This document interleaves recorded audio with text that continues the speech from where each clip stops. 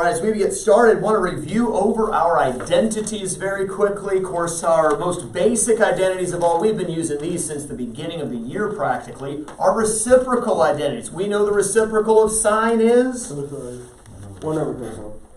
Wait, 1 over cosecant. We've been using these since the beginning of the year. We know the reciprocal of tangent would be? Cotangent. 1 over cotangent. We know that cosecant equals? 1 over sine. We know that cosine equals?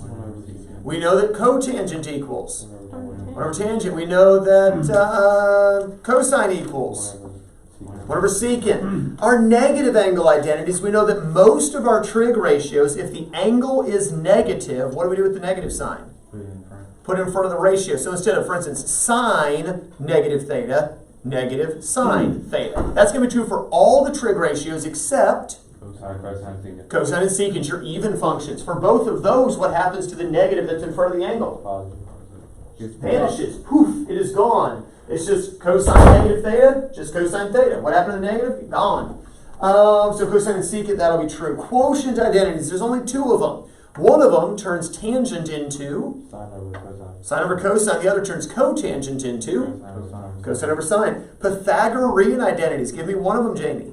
Sine squared plus cosine squared equals 1. Good. Sine squared plus cosine squared equals 1. Give me another one, Chris. 1 plus cotangent squared equals cosecant. Good. 1 plus cotangent squared equals cosecant squared. Give me another one, Quentin.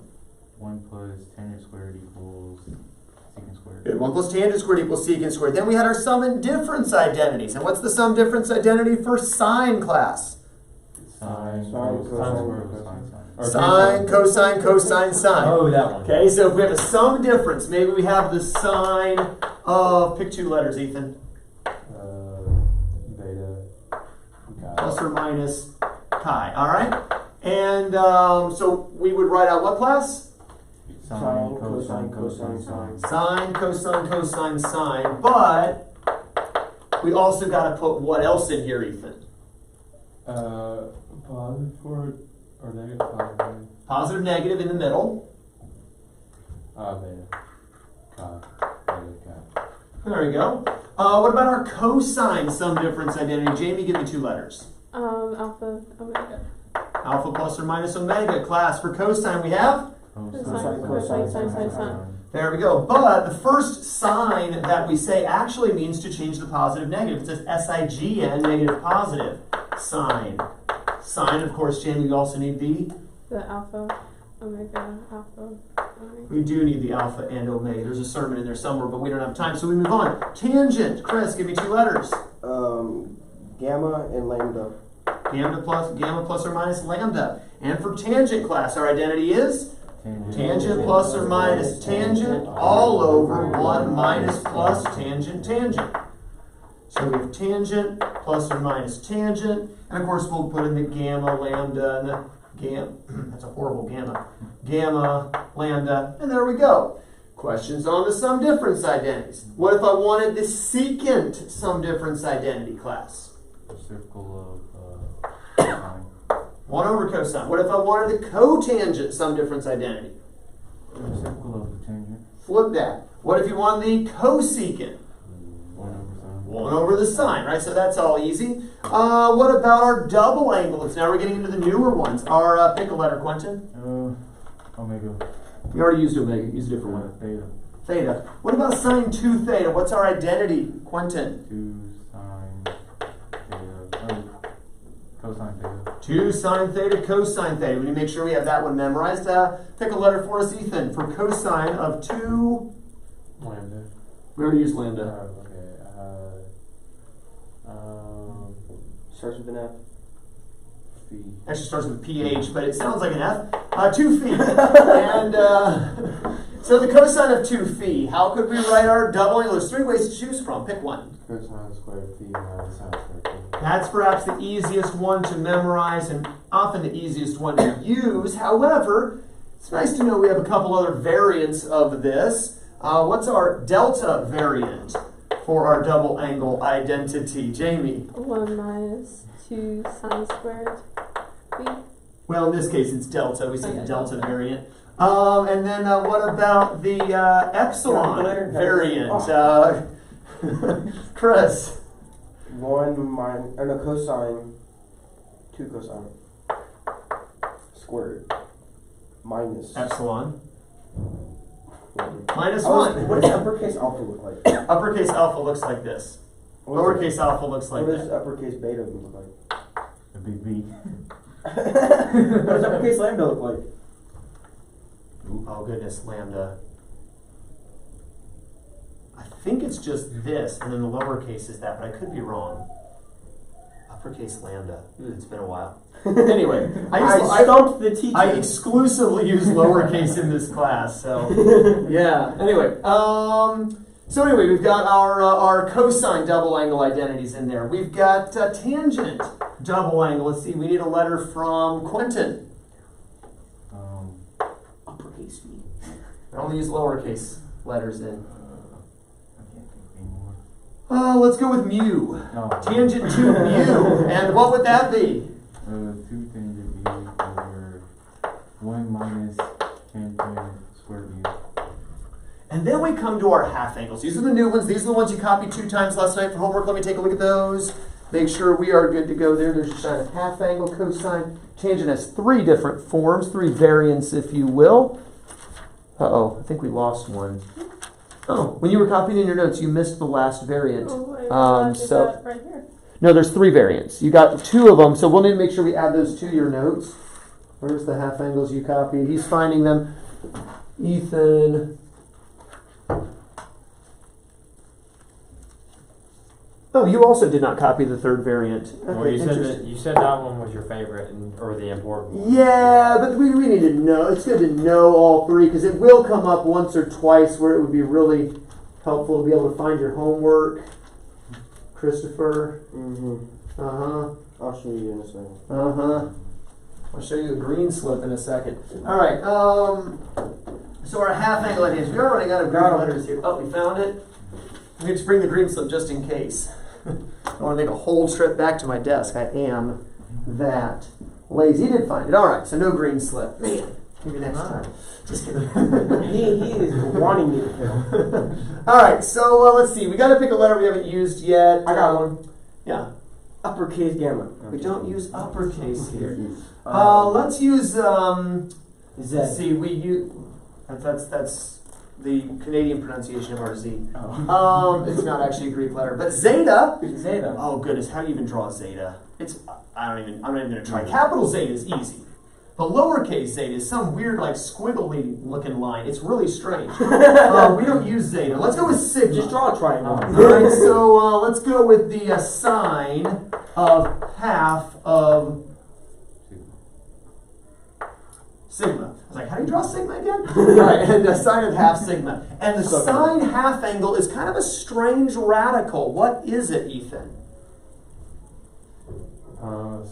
Positive, negative, square root of 1 minus cosine sigma over 2. There we go. Plus or minus the square root of 1 minus cosine sigma over 2. And then if we have the cosine of half of, it's got to be something we haven't used yet. Right. I can't remember how it's pronounced. It's not epsilon. I think it's like upsilon or something like that. Oops. And oops. Actually, I don't know if that's correct. That's a trident. It is. Just do row. No, that's psi. P-S-I. It's the Y sound. Psi. So that's psi. Let's go with. Oh, we'll use rho next. Oh, thank you. All right. So the cosine of half of psi. We're using our not Uncle Psi. Looks very similar, Jane. Is 1 plus cosine psi over 2. There we go. 1 plus cosine psi over 2. And then the tangent kind of puts both of these together. Let's go with half. You said rho, and as in rho. Anyway, and what would that be, Chris? Square root of 1 minus cosine over 1 plus cosine. Positive, negative, square root of. Remember, tangent's always sine over cosine. So if you put the sine over the cosine, the 2's drop out. Which is 1 minus the cosine of rho over 1 plus the cosine of rho. But there's a couple of other variants here. Alpha, beta, gamma, delta, epsilon. We use delta? Phi. We used delta earlier.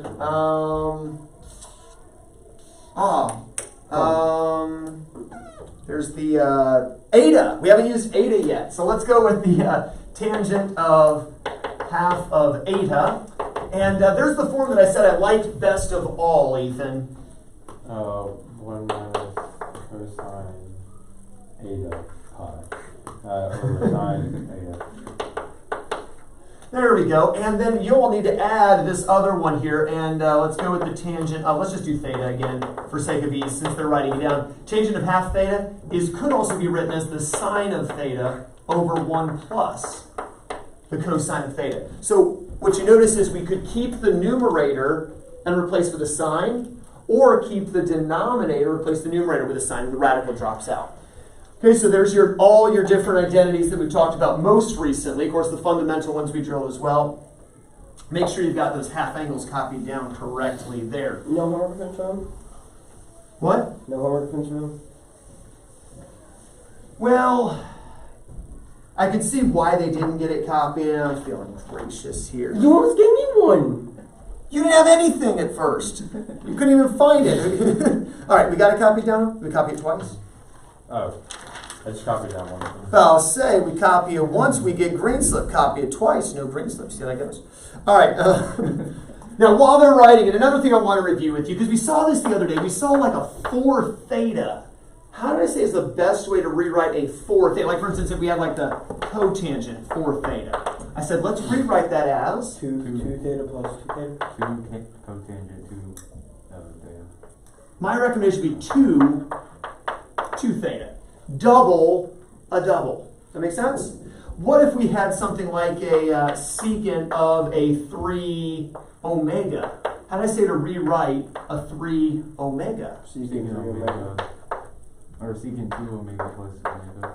Secant 2 omega plus omega. I'd rather not use a sum or difference if I can help it. So I'd rather not do 2 theta plus 2 theta. I'd rather just double a double. You can't really do that here. You have to use a sum. We can at least do a double plus a single, and that's one way we could rewrite that as well. For instance, turn to page 129. Page 129.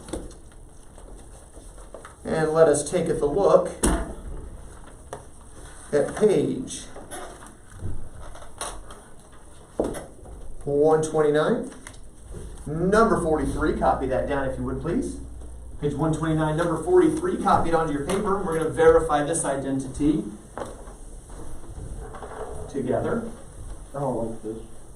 Now this one doesn't use a 3 theta or a 4 theta or anything like that. It actually uses mu's. So we got a 4 cosine cubed mu minus 3 cosine mu equals 2 cosine mu cosine 2 mu minus cosine mu. There's a lot of kittens in this class. All right. Oh, Mew. Okay, anyway. Pokemon Mew's a kitten too. All right, Jamie, what do we do first? We pick which side to do which, and we're going to pick the left side because of, we'll pick the right side because there's 2 in front of mu. Good. These are all plain mu's except for the 2 mu right here, and that's what makes the right side more complex. So I've got 2 cosine mu, and then right here, we're going to rewrite that. Everything else we're going to leave alone. We're not messing with anything else, just the cosine 2 mu. Now remember, double angle for cosine, there's 3 different forms. Jamie, which would strategically be the smart form to use? Would be the 2 cosine squared minus 1. Good, the 2 cosine squared mu minus 1. Not the 1 minus 2 sine squared mu, because I don't have sine squares over here. Not the cosine squared mu minus sine squared mu, because I don't have any sine squares over here. Everything's cosine, pick the form that only has cosine in it. That's why we take the time to memorize multiple variants of the cosine double angle, to give ourselves the option to do it more efficiently. Would the other ones work? Yes. You could, you just have to do the long way, which means that's probably what Quentin would want. Just kidding. But what do we do now, algebraically, Ethan? What algebra step pops to mind? Could you multiply the 2 cosine mu times the 2 cosine squared mu minus 1? There we go. Distribute the monomial 2 cosine mu times the polynomial 2 cosine squared mu minus 1 to get 4 cosine cubed mu.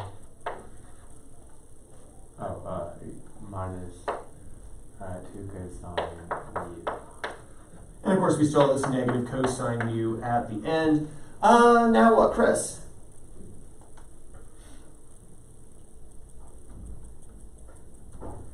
Combine the last two. Yeah, combine the like terms, a negative 2 cosine and a negative 1 cosine to get? 3 cosine mu. Well, the Positive, 4 cosine cubed mu plus 3 cosine mu. So negative 2 plus negative 1 gives positive 3? The signs are the same, add and keep the sign. If I take away 2 cosines, I take away another one, I've taken away 3 cosines, right? Yeah. All right, thoughts now, Quentin? That's it, we're done. Just recopy the left-hand side. That's exactly what we wanted. Now, again, had you picked one of the other variants, wouldn't have worked as well. It worked really easily this way. Pretty straightforward. Can you show it the way with like the sine squared minus? We don't have that kind of time. You use Pythagorean identities though to make it work. Questions on this? All right, I want you to do number 31. I want you to do number 31 at your seats. That gives you practice with a 4 phi. 31.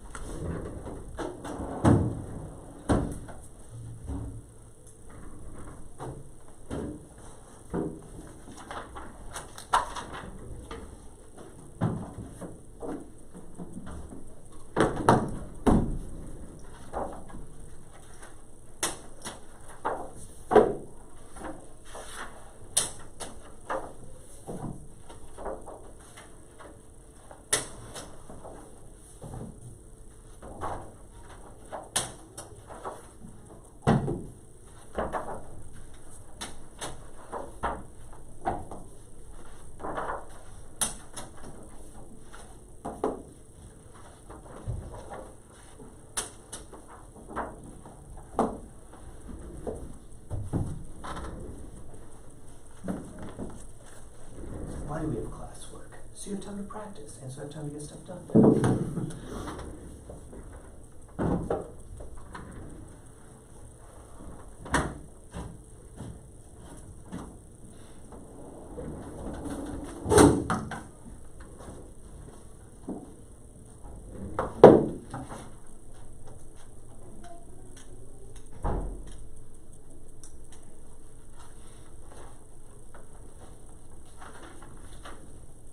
I'm stuck.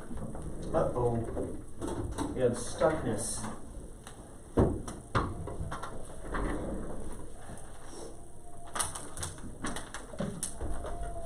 The rest of you are not stuck. Continue working.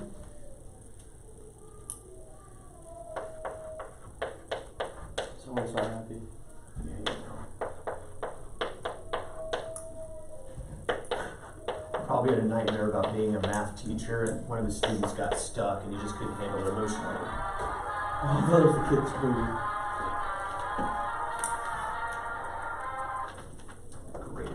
Greatest fight song in all of college football. Not the greatest Is that football Notre- team. is that Notre Dame? Yeah, it's Notre Dame. Anyway, Anyway. Fighting Irish, yeah. All right. So Christopher, what did you do first? What I did first, I went with the left side. Good, because it's the most complex. Yeah. And no, actually, wait. What did I start with? Yeah, I started with the left side. Okay, good. How did you rewrite it? 2 cosine squared minus 1. Start by just making it a double of a double.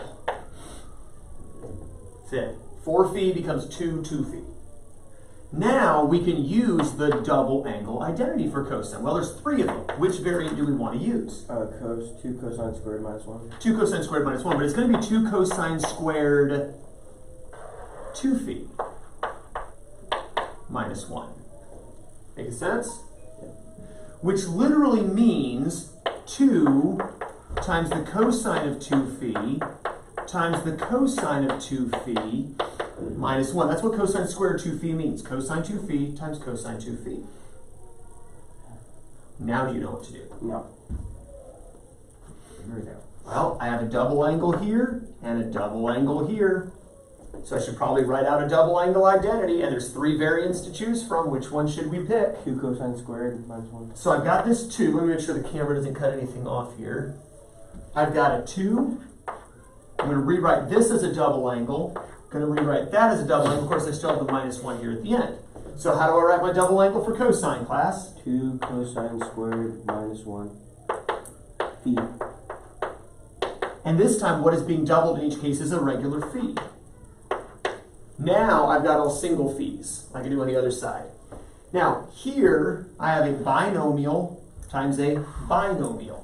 How can I multiply 2 binomials? Sum and difference.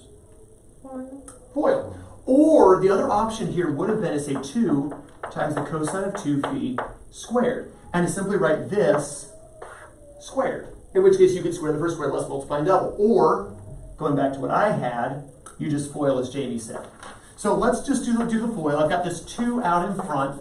And I'm going to FOIL. First, outer, inner, last. What do I get? I'm going to multiply the first here. Anyone? 4 cosine cube, or 4 cosine to the 4th power.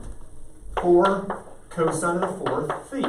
When I do outer, inner, I'm going to get negative 2 cosine squared, negative 2 cosine squared to get. 4 cosine squared. And then negative 1 times negative 1. Negative, a positive 1. There we go. Now what do I got to do? Multiply. Distribute the 2 to get. 8 cosine to the 4th phi minus 8 cosine to the 4th. That's a squared. Oh, squared to the 3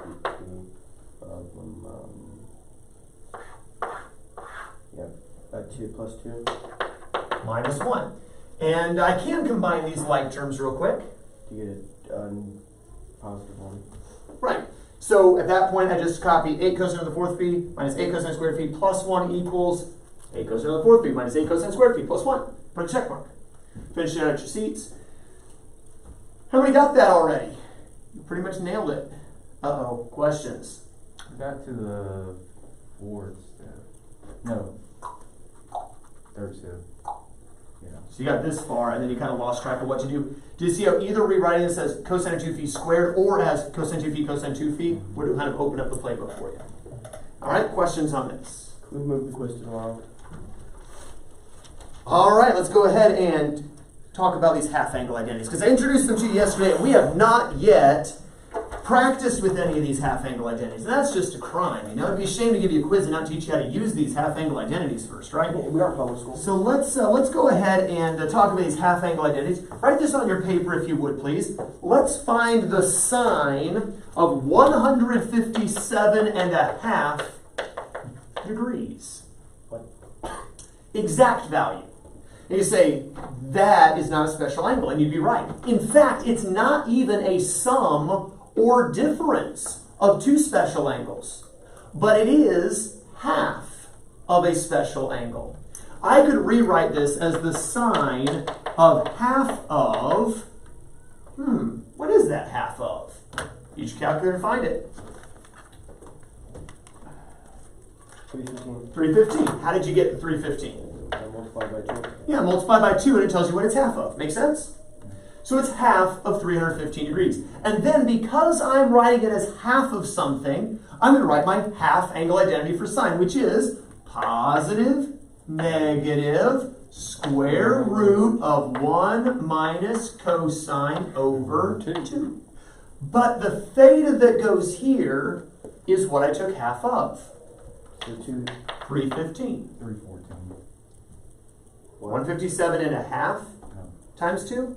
Now 157 times 2, 157 and a half times 2 gives 315.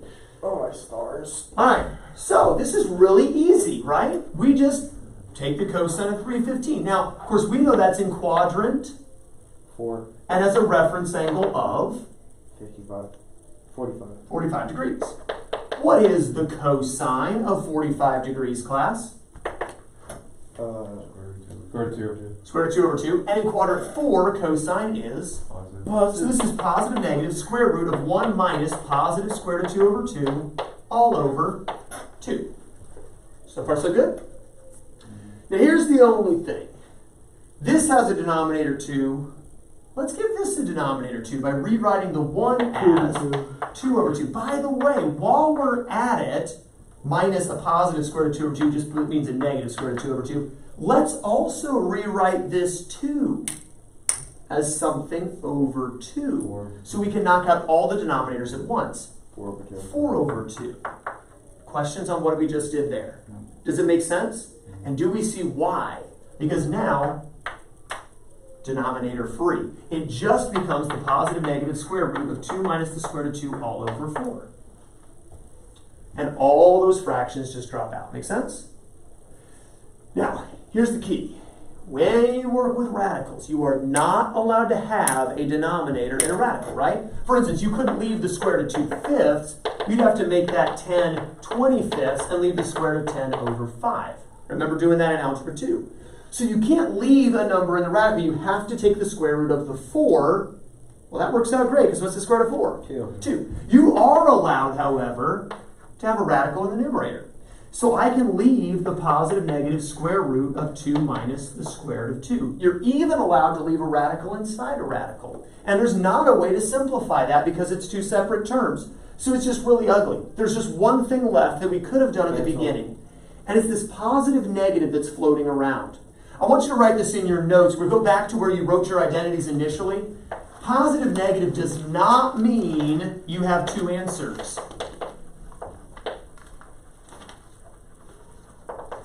This does not mean you have two answers.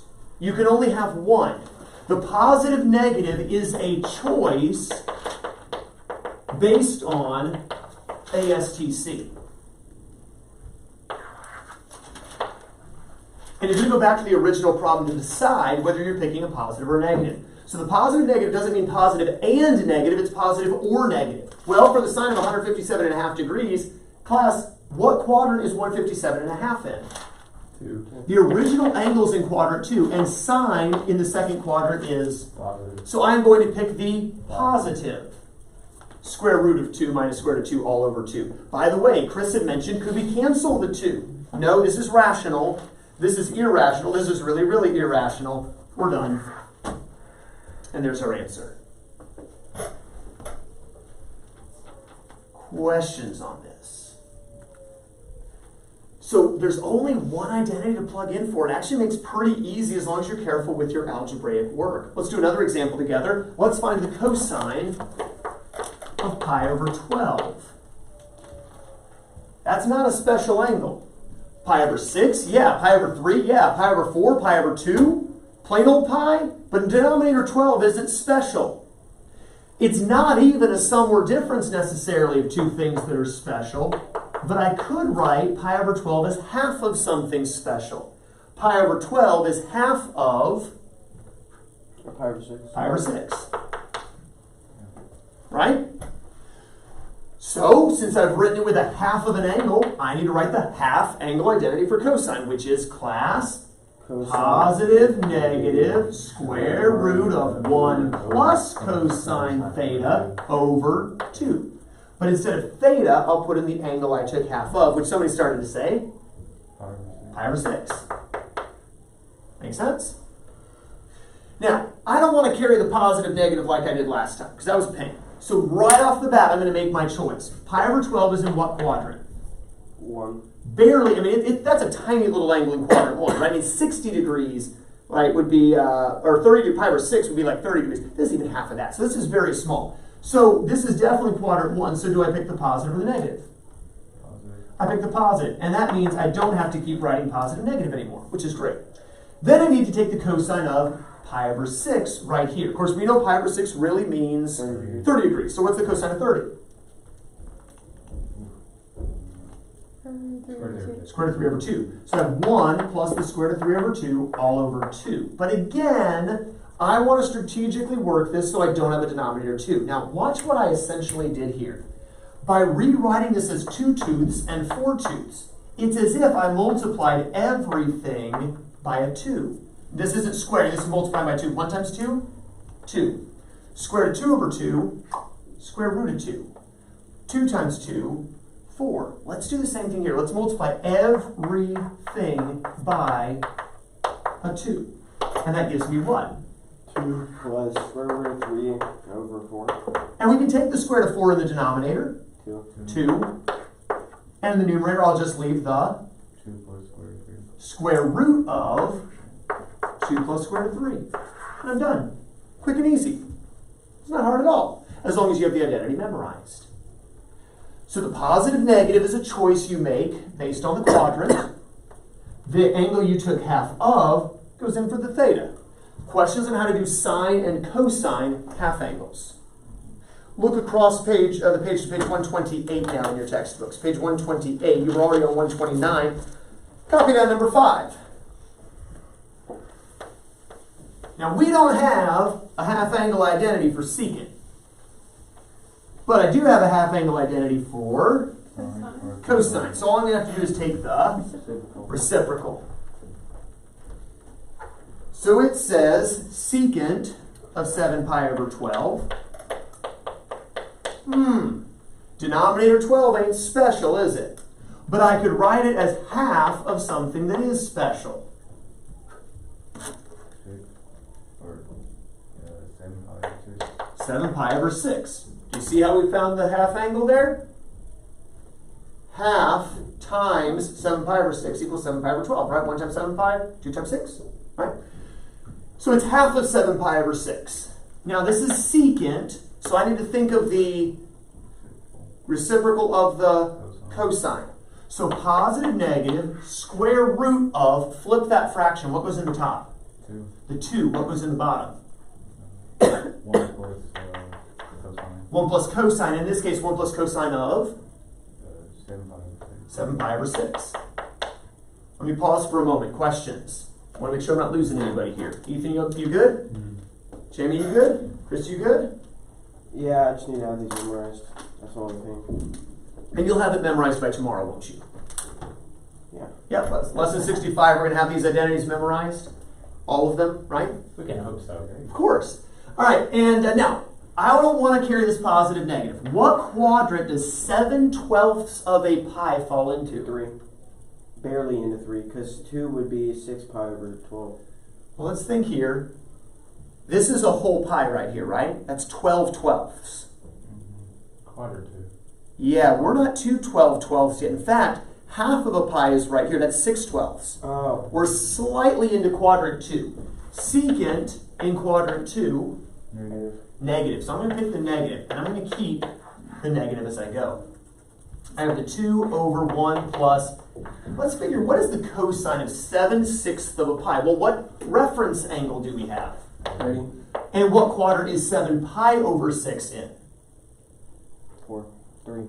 That's 3. Here's 6/6. It's a little bigger than 6/6, right? So that's in quadrant 3. What is the cosine of 30? Square root of 2. Square root of 3 over 2. And in quadrant 3, cosine is Negative. negative. ASTC, negative.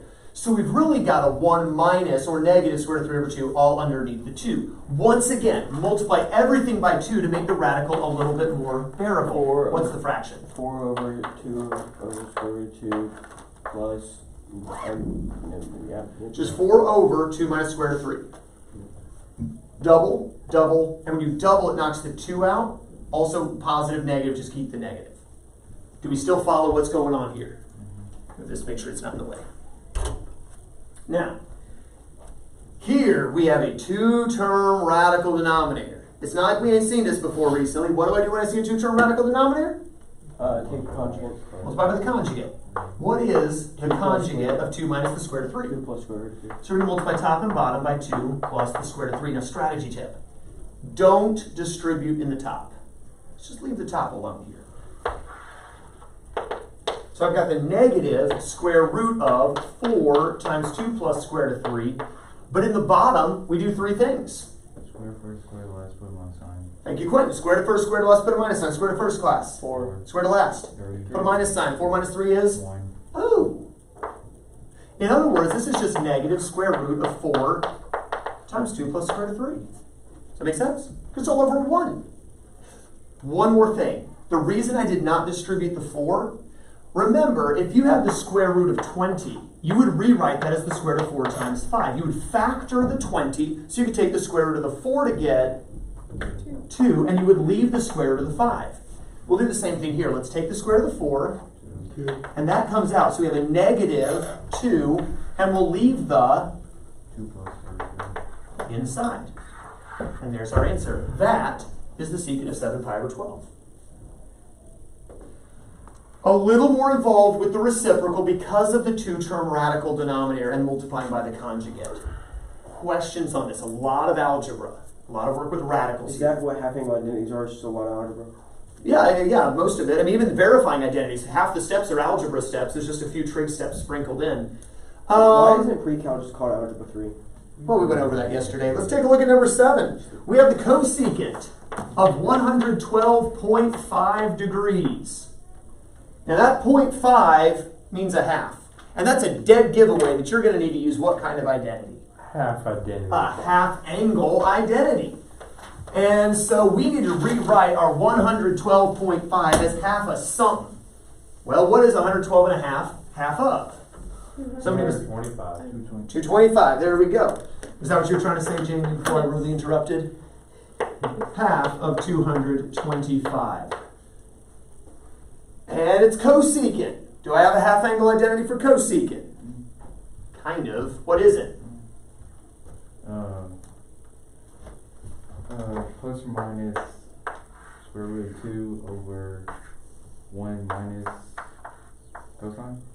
2 over 1 minus square root of 2 over 1 minus cosine theta, where the theta is what you took half of. The theta is the 225. It wouldn't do any good to put 112 and a half in here because you can't take cosine of that, right? That's the whole reason we did half of something. Now, let's choose on the positive negative right up front. How do I decide whether it's positive or negative, Jamie? If you look at what quadrant it's in, The given is in. What quadrant? that would be 2. So we choose the You choose the positive. positive. Cosecant reciprocal of sine is positive in quadrant 2. So I'm going to keep the positive moving forward, though I'll leave it understood after this initial step of choosing it. And I've got 2 over 1 minus. Now, what is the cosine of 225 degrees? Well, what quadrant is 225 in? 3, reference angle? 45 degrees. So what is the cosine of 45 degrees? Square root of 2. Square root of 2 over 2. And in quadrant 3, Negative. Positive. so I've got minus the negative, which we know is going to become a positive. So we end up with, inside the radical, a positive square root of 2 over 2. And there we are so far. Again, the positive here out front is understood. Now, easy thing to do would be knock out the fraction by multiplying everything by 2. So I get the square root of 2 over multiply everything by 2. 4 over 2 over 2. No, just multiply by 2. It's just 2. Sorry. Plus square root of 2. There we go. Multiply by 2. 4 multiply by 2. 2 multiply by 2. Cancel square root of 2. Once again, 2-term radical denominator class. Multiply by the conjugate, which is 2 minus square root of 2. And in the numerator, let's just leave it as 4 times 2 minus square root of 2. the denominator, 3 steps. Square first, square last, square my time. Some besides Quentin, square the first. 4. Square the last. Square root of 2. 2, put a minus sign. 4 minus 2 is? Minus 2. Now you can't have a denominator. Remember last time it was a 1, which was really easy? Here it's a 2. I can't have that 2 down there. But what can I do with the 2? cancel. I can cancel not with this 2, nor with the square root of 2, but I can cancel with the 4 to get just a 1, which is great, because that means I don't have to write it anymore, and a 2. Unfortunately, it means I can't take the square root of anything, so I'm going to end up literally leaving 2 times 2 minus square root of 2. Or, if you really felt you had to do it, the square root of 4 minus 2 square root of 2, you could distribute the 2 now, but why? Just leave it in the factored form, so it shows you can't take the square root of anything. Because if you write that 4, you're going to be tempted to try to take the square root. And you can't take the roots of terms, you can only take the roots of factors. I would leave it like that. Questions on this one? Starting to get a feel for this, because you're going to be practicing with some of these tonight. Questions?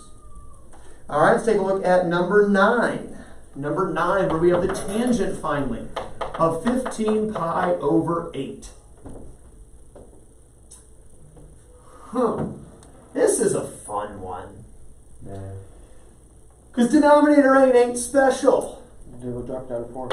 Let's rewrite this as the tangent of half of 15 pi over 4.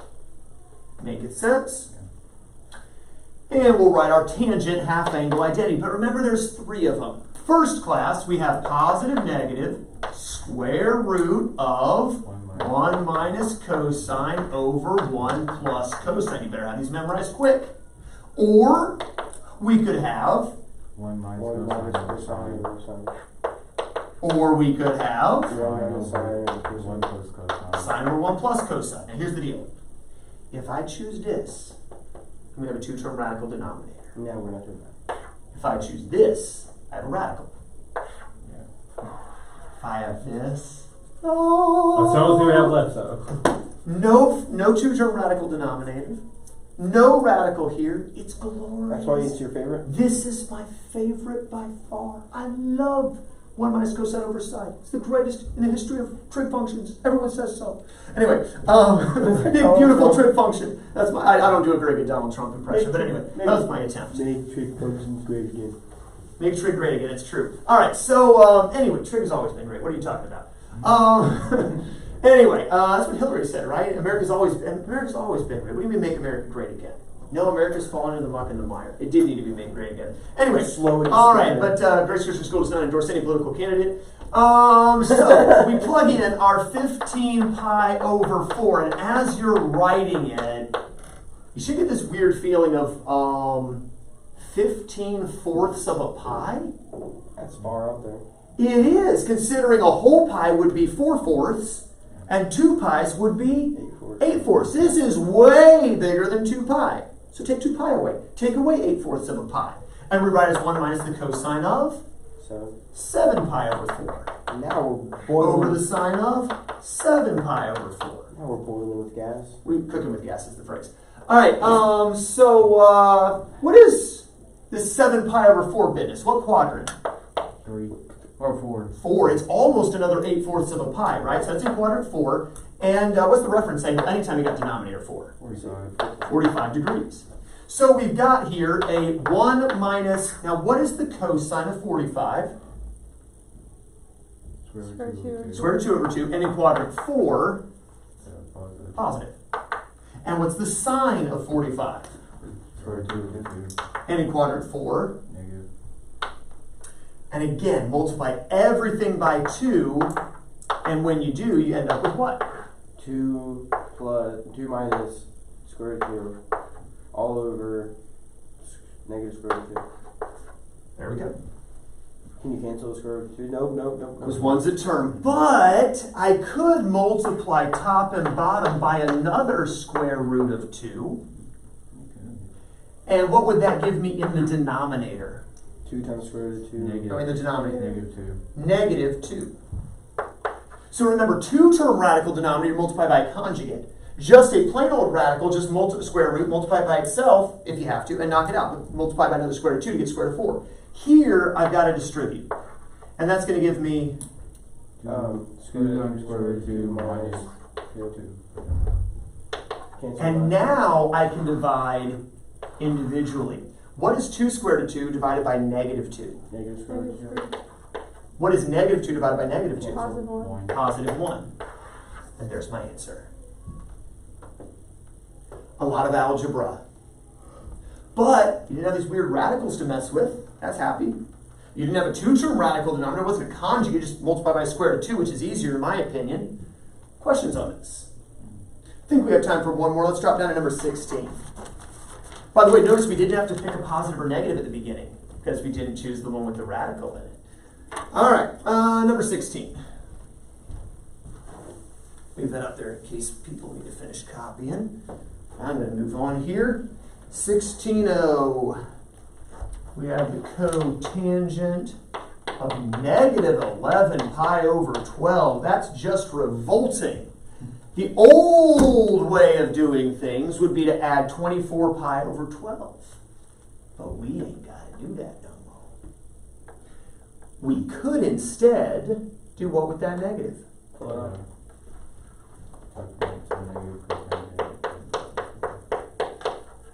Just don't lose track of the fact that there's a negative there. Make sense? Now this is cotangent. Cotangent is going to either be the reciprocal of this one this one, or this one? 1, 2, or 3? Which one do I want to take the reciprocal of? 2. 3. 3.